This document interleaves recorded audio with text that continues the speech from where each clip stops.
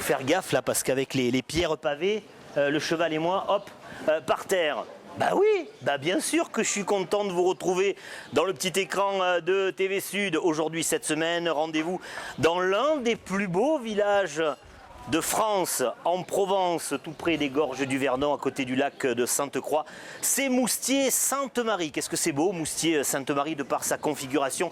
Et puis ça a quelques caractéristiques, notamment cette étoile suspendue entre deux falaises par une chaîne. Et puis Moustier-Sainte-Marie, c'est connu partout pour sa faïence. C'est à ça qu'on va s'intéresser aujourd'hui.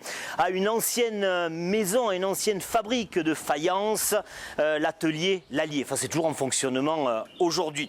On va faire quelques pas, on va descendre et là on va retrouver Rémi, le papa, on va retrouver Christine et puis on va retrouver Anne et on va vous expliquer de quelle façon encore aujourd'hui à Moustier on fabrique de la faïence. C'est parti!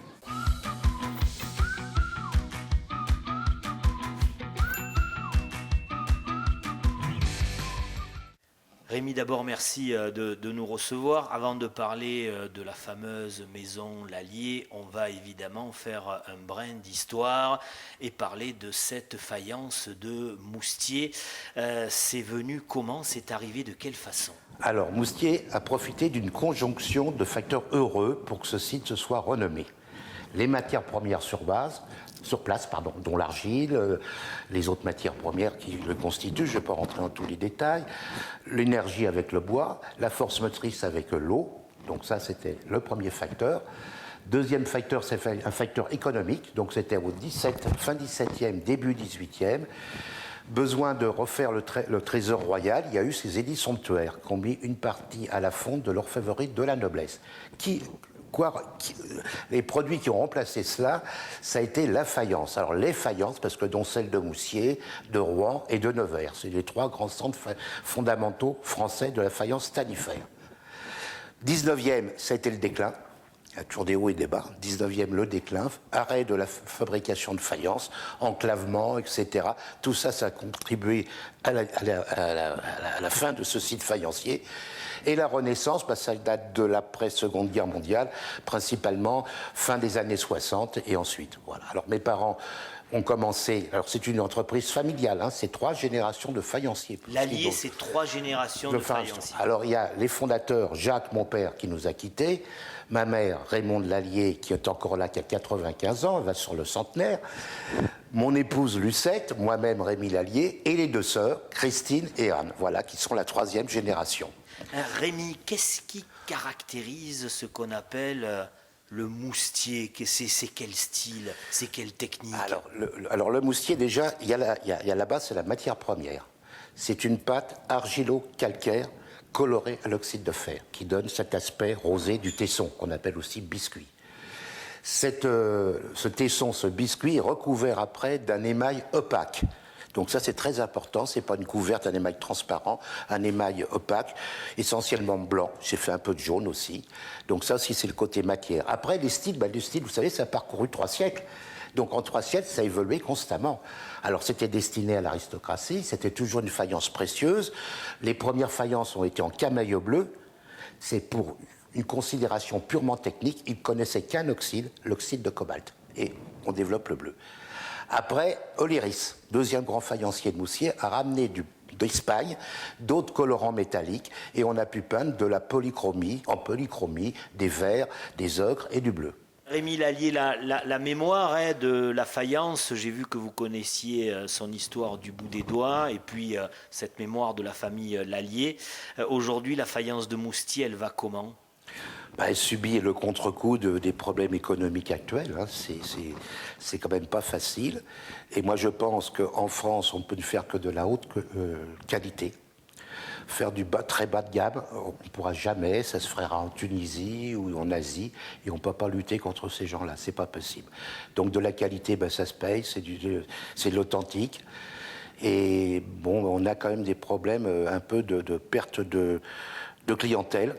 Et cette année, à Moustier, on constate alors une clientèle intéressante, une clientèle étrangère et une nouvelle clientèle asiatique, qui sont des gens qui sont acheteurs et qui apprécient nos produits. Et ça nous aide bien au point de vue de maintenir un chiffre d'affaires.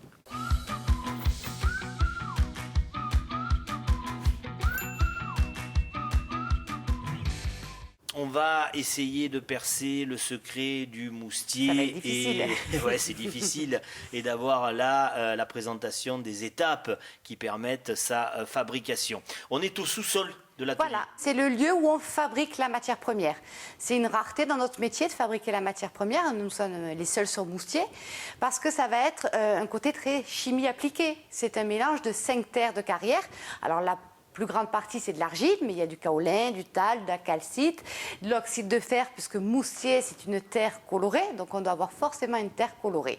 Et ça, les doses, c'est Rémi Secret. Lallier qui les a. Voilà, tout c'est à fait. secret de famille. C'est secret de famille, ça se transmet de génération en génération. Donc c'est sur cet étage où on fabrique de nouvelles pièces. C'est de la création pure. Alors, comment ça se passe? Alors c'est compliqué, un modeleur c'est quelqu'un qui doit être artiste, hein, c'est mon père qui était modeleur, puisqu'il va falloir sculpter dans du plâtre un modèle, la forme désirée, hein, comme vous pouvez voir ici par exemple le petit couvercle. Ça a été sculpté dans le plâtre. Tout à fait. D'accord. Et à partir du modèle, donc c'est un petit couvercle de coffret, il va falloir fabriquer le moule puisqu'on veut les fabriquer en faïence ces pièces. Donc on va réaliser des prises d'empreintes. Ici on a notre couvercle, on va séparer en deux et avec un coffrage, couler du plâtre pour faire une prise d'empreinte de la première face. On fera la même étape pour l'autre partie du coffret. Ouais, c'est ce qu'on a ici, voilà. Là on peut voir le moule en 3 parties pour le couvercle. Donc, une étape importante, spectaculaire. On est allé chercher au sous-sol notre matière première. Elle est où, cette matière première? Elle est dans cette cuve qui est équipée d'un petit moteur et d'un pistolet pour pouvoir après remplir les moules maintenant. Alors, les moules, on les a descendus. Tout à fait. Ils sont là à côté de vous. Qu'est-ce Voilà, qui se sur passe? ces tables. Donc là, ça va être la rencontre des deux éléments et on va venir remplir jusqu'à ras-bord nos moules de cette terre très fluide, hein, de cette barbotine.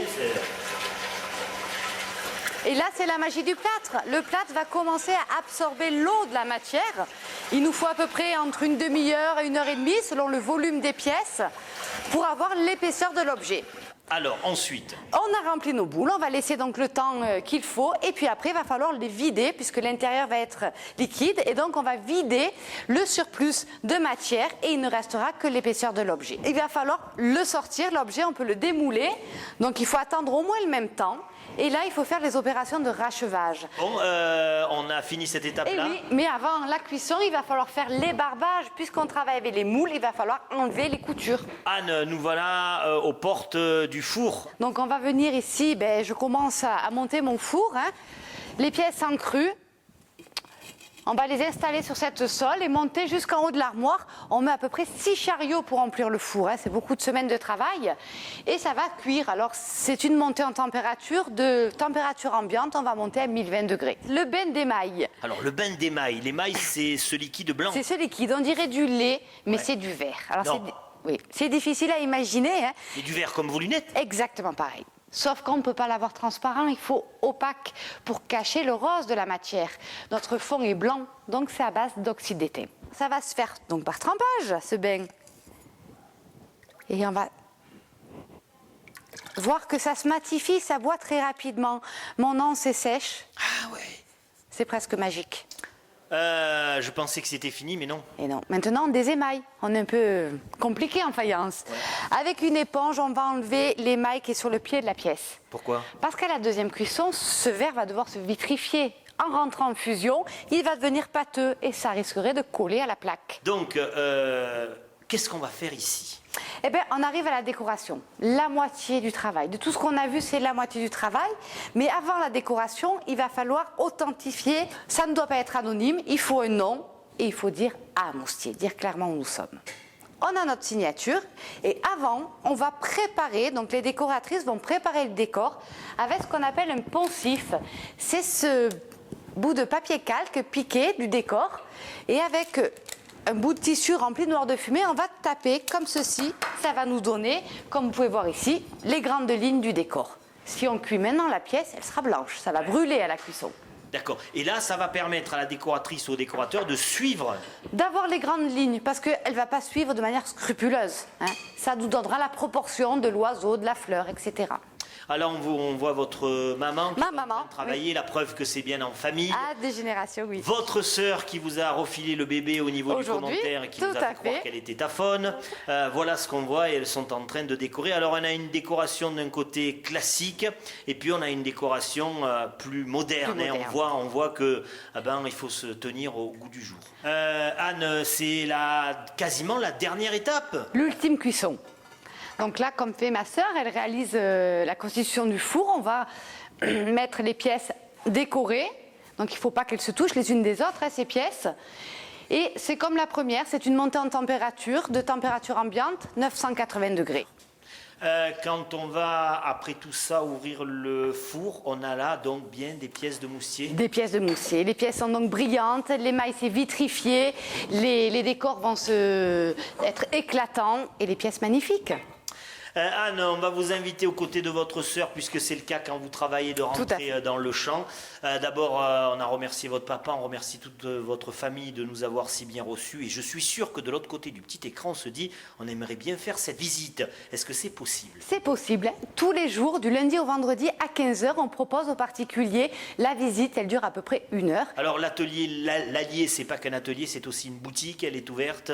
Pareil, de tous les jours du lundi au vendredi, mais on a des boutiques au village qui sont ouvertes toute l'année, les week-ends, les dimanches, deux boutiques dans le village. Eh bien, nous, on va terminer cette visite de cette institution qui est la maison L'Allier par un montage à la fois des belles pièces qui ont été fabriquées ici, et puis on va pas s'en priver, des images aussi de ce beau décor. Je l'ai dit en introduction, l'un des plus beaux villages de France, de Moustier, Sainte-Marie.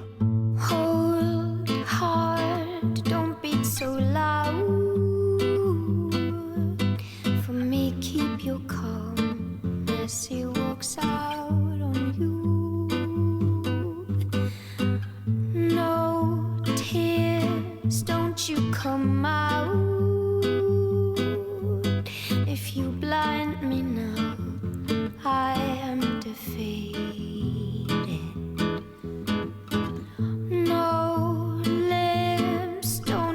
Sound. Don't let him hear the break in your voice. And let go